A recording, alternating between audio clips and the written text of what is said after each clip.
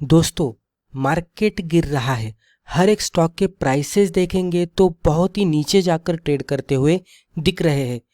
हमारा पोर्टफोलियो भी देखेंगे तो ओवरऑल निगेटिवली ट्रेड करता हुआ दिख रहा है, या तो प्रीवियसली जो लेवल पे था वहां से नीचे जाकर ट्रेड करता हुआ दिख रहा है। वही हाल म्यूचुअल फंड में भी होता हुआ दिख रहा है। तो इस तरह के सिचुएशन में मार्केट गिरने पर क्या सिप बंद करना चाहिए या तो उसको कंटिन्यू करना चाहिए, ये वीडियो में हम डिस्कस करेंगे। बहुत सारे लोग ये सोचते हैं कि मार्केट पैनिक है, मार्केट में बहुत सारी गिरावट आ रही है तो इससे दूर रहना चाहिए और वो सिप बंद करते हैं। तो इसके पीछे क्या रीज़न होते हैं, सिप बंद करना चाहिए या कंटिन्यू करना चाहिए, वो हम यहाँ पे देखेंगे। तो पहले हम यहाँ पे ये समझ लेने की कोशिश करते हैं कि why do people stop SIP. तो पीपल सिप जो होता है उसको स्टॉप क्यों करते हैं? तो मेन रीज़न क्या होता है, व्हेन द मार्केट फॉल्स। जब भी मार्केट फॉल होता है तो वहाँ पे उनके दिमाग में आने लगता है कि हम सिप को स्टॉप करें। उसके पीछे क्या रीज़न हो सकते हैं, पोर्टफोलियोज टर्न रेड, आपका पोर्टफोलियो रेड में दिखने लगता है। Mutual fund returns become negative. Mutual fund जो भी पहले रिटर्न दे रहे थे तो वो अभी कंपेयर करेंगे तो लगता है कि वो निगेटिव रिटर्न दे रहे हैं।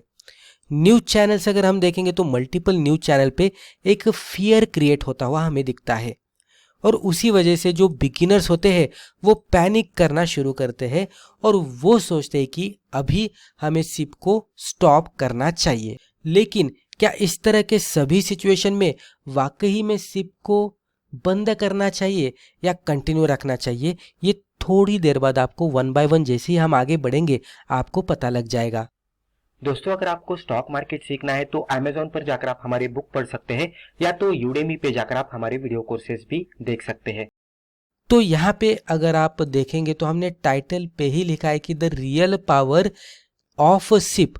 तो रियल पावर जो सिप की होती है तो ये अच्छी तरह से हमें इन्वेस्टमेंट का मौका कब देता है, तो यहाँ पे आप देख सकते हैं the real benefits of SIP actually comes during market fall. यानी कि सबसे बेहतरीन सिप करने का मौका कहाँ पे हमें मिलता है, तो मार्केट के फॉल पे हमें मिलता है। उसके पीछे का रीज़न क्या है, because when the market goes down, यानी कि जब भी मार्केट नीचे जाता है तो mutual fund units become cheaper. तो म्यूचुअल फंड के जो यूनिट्स होते हैं वो चीपर बिकने लगते हैं। पहले उसकी एनएवी अगर हम देखेंगे 100 रहेगी तो बहुत सारा क्रैश होने के बाद वो हमें 50 पे भी मिल सकती है, ये भी पॉसिबिलिटी है।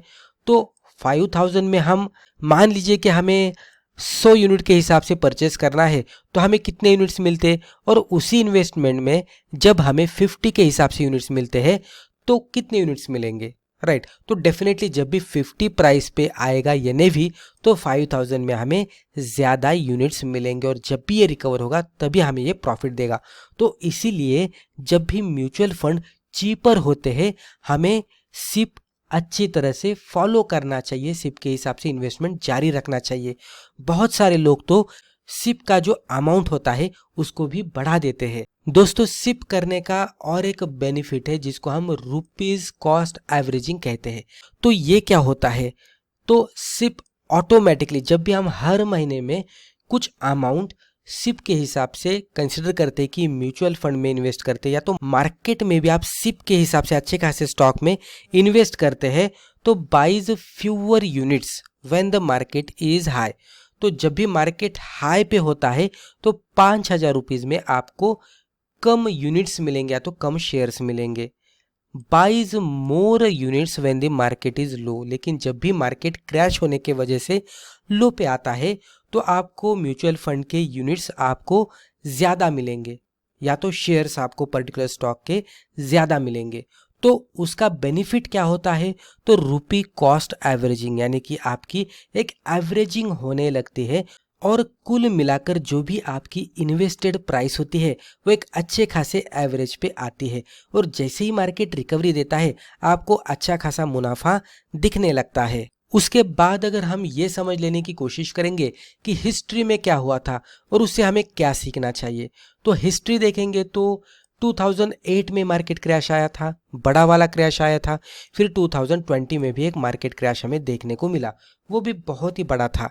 लेकिन उसके बाद क्या हुआ, market eventually recovered every single time. तो जब भी मार्केट क्रैश हुआ है उसके बाद मार्केट रिकवर भी उसी टाइम पे हुआ है। क्रैश के एग्जैक्टली बाद हमें ये भी देखने को मिला है कि मार्केट तेजी के साथ ऊपर जाता हुआ दिखा है। एंड इन्वेस्टर्स, ऐसे इन्वेस्टर कि जो इस तरह के क्रैश में भी सिप करना कंटिन्यू किए हैं, तो वही इन्वेस्टर आगे जाकर वेल्थ बना पाए हैं लॉन्ग टर्म में। तो जब भी मार्केट में क्रैश होता है वो डरने का सिचुएशन नहीं होता, बल्कि वो ऐसा सिचुएशन होता है कि जहाँ पे हम ज़्यादा अमाउंट इन्वेस्ट करके थोड़ा लॉन्ग टर्म में होल्ड करके एक अच्छी खासी वेल्थ क्रिएट कर सकते हैं। अब आप यहाँ पे देख लीजिएगा, when you should actually stop SIP, आपको रियल में सिप कहाँ पे स्टॉप करना चाहिए। अगर ये क्राइटेरिया में आपके बैठ रहा है तो आप सिप बंद करना शुरू कर सकते हैं। तो क्या क्राइटेरिया हो सकते हैं?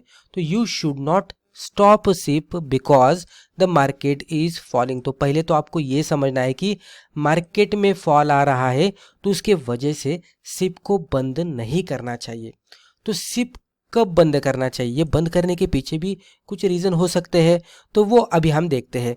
If you are facing a financial emergency, अगर आपको एमरजेंसी में कुछ पैसों की ज़रूरत है तो वो सिचुएशन में आप सिप बंद कर सकते हैं। उसी के साथ यूर इनकम हैज़ स्टॉप्ड, अगर आप मंथली बेसिस पे सिप कर रहे हैं लेकिन जो मंथली इनकम आपका आ रहा था वो अभी स्टॉप हुआ है, तो वो सिचुएशन में भी आपकी सिप बंद हो सकती है। उसी के साथ your financial goals have changed और अचीव्ड, इस तरह से भी हम कह सकते हैं कि जो भी फाइनेंशियल आपके गोल थे जिसके लिए आपने सिप शुरू किया था वो अगर अचीव हुए हैं या तो उसको आपने थोड़ा चेंज किया है, तो उस तरह के सिचुएशन में भी आप सिप को बंद कर सकते हैं। लेकिन आउट ऑफ फियर, मार्केट नीचे जा रहा है, उस तरह का कंसिडरेशन करके अगर हम सिप बंद करते हैं तो हम एक गलती कर रहे हैं। अब हम यहाँ पे इसको कंक्लूड करते हैं।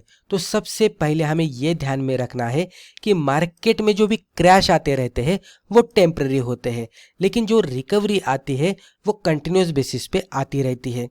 जो भी डिसिप्लिन्ड सिप इन्वेस्टर होते हैं वो डिसिप्लिन्ड मैनर में सिप करना कंटिन्यू करते हैं और उसके वजह से ही उनकी लॉन्ग टर्म में वेल्थ बनती है। तो मुझे लगता है कि जो भी सिप के बारे में आपके डाउट्स थे वो क्लियर हुए होंगे। दोस्तों, अगर आपको ये इन्फॉर्मेशन मीनिंगफुल लगी है तो आप हमारे वीडियो को लाइक कर सकते हैं। उसी के साथ चैनल पे नए हैं तो इसी तरह के बिगिनर फ्रेंडली वीडियोस आगे भी जाकर देखने के लिए हमारे चैनल को सब्सक्राइब करके बेल आइकॉन भी क्लिक कर सकते हैं। Thank you.